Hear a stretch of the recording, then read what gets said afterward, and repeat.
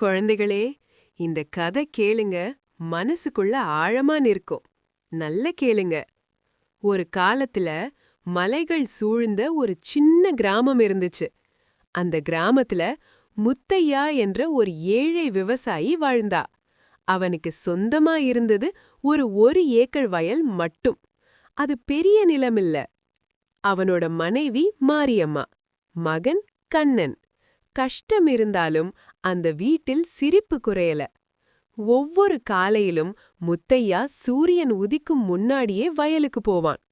இந்த ஒரு ஏக்கர் தான் நம்ம உயிர் என்று அவன் சொல்லுவான். பயிர் விதைத்தான். ஆனால் கடும் வறட்டு.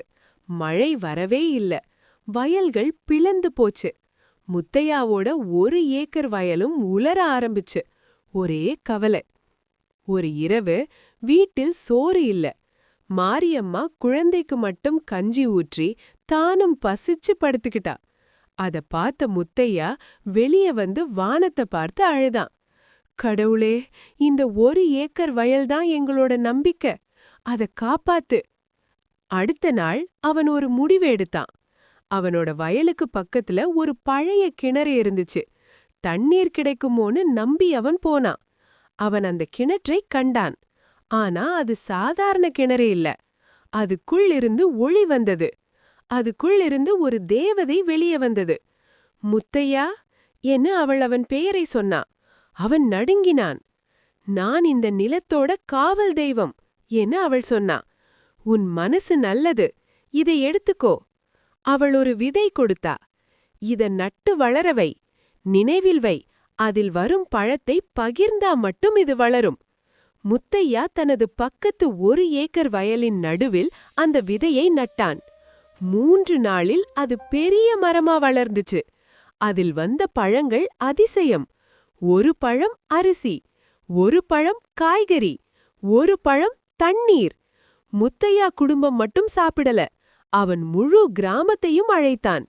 என் ஒரு ஏக்கர் வயல் மட்டுமில்ல, இது நம்ம எல்லாரோட வயல் என்று சொன்னான். கிராமம் பசியிலிருந்து மீண்டது. ஆனா கிராமத்துல சிங்காரவேல் என்ற பேராசைக்காரன் நிலத்துக்காரன் இருந்தான்.